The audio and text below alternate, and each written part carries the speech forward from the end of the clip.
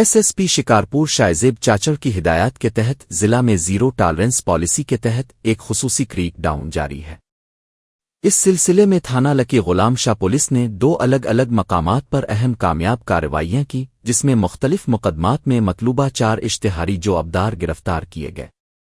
پہلی کارروائی میں پولیس نے جامڑا اسٹاپ کے قریب فنر کے مقدمے میں مطلوبہ ایک اشتہاری کو گرفتار کیا۔